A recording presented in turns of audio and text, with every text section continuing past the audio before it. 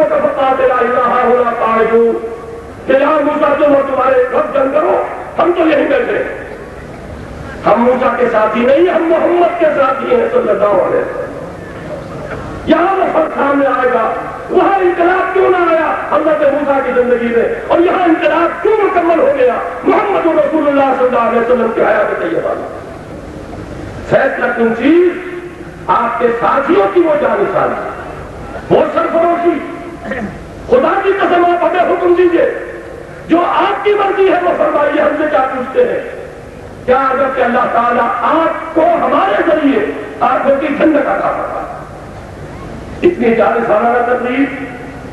حضور پھر بھی کچھ منتظر تھے۔ اب حضرت سعد بن عبادہ رضی اللہ تعالی عنہ رئیس خزرج اور انصار کے دو قبیلوں میں بڑا قبیلہ خزرج کا تھا،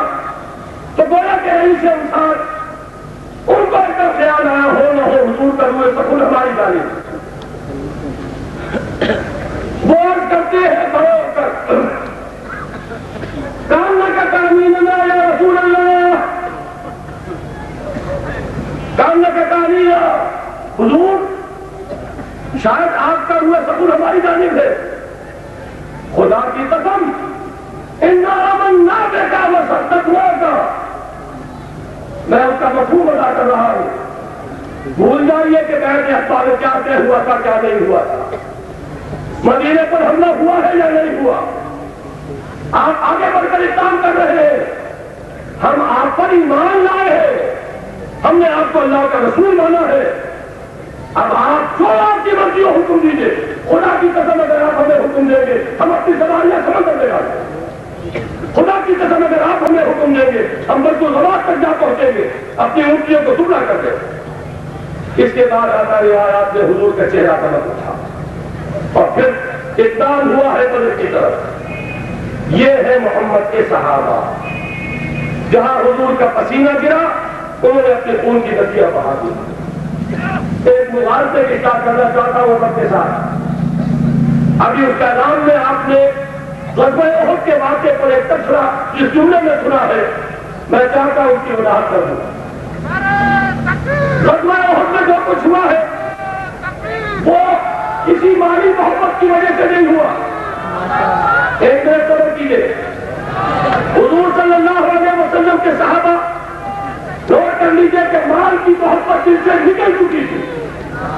ان میں سے اگر کوئی منافق تھا تو عبداللہ ابن ابی کے ساتھ جا چکا تھا، 300 افراد جا چکے تھے، اب جو باقی 700 تھے ان میں سے کوئی بھی ان میں سے نہیں تھا، وہ سب کے سب مومنین صادقین تھے۔ اصل میں جو خطا ہوئی وہ صرف اس بنیاد پر کہ ایک انٹرپریٹیشن کا فرق ہوا ہے۔ حضور نے یہ فرمایا تھا صلی اللہ علیہ وسلم اگر ہمیں شکست ہو جائے اور اگر تم دیکھو کہ ہماری بوٹیاں بھی نوچ نوچ کر پرندے کھا رہے ہیں تب بھی یہاں سے نہ ہلنا، لیکن ہوا برعکس، اللہ نے فتح دی۔ اب فتح کے بعد ان لوگوں نے یہ کہا اب یہاں پہ کھڑے رہنے کی ضرورت نہیں ہے۔ یہ تو کہہ سکتے ہیں کہ کچھ ڈسپلن کی خلاف ورزی ہوئی، لیکن یہ جان لیجیے کہ مال غنیمت کا حکم غزوہ بدر کے بعد آ چکا تھا۔ یہ نہیں تھا کہ جو شخص جو مال جمع کرنے اس کا ہو جائے گا، بلکہ اسے جمع ہونا ہے اور جمع ہو کر تقسیم ہونا ہے۔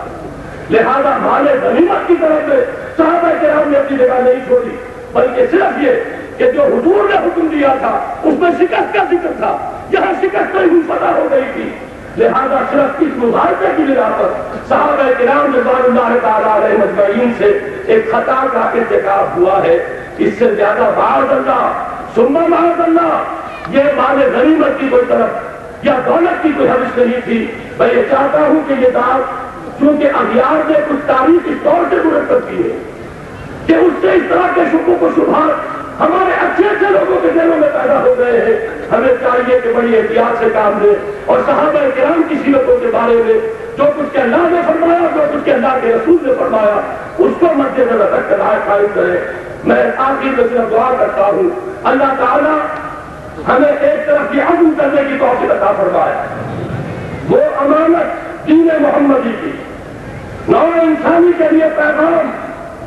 وہ نظام دین حق جس کی کہ آج انسانیت کو سب سے بڑھ کر ضرورت ہے، جس کے لیے دنیا چشم برآب ہے، ہر جگہ دینی جہاں رنگ و بو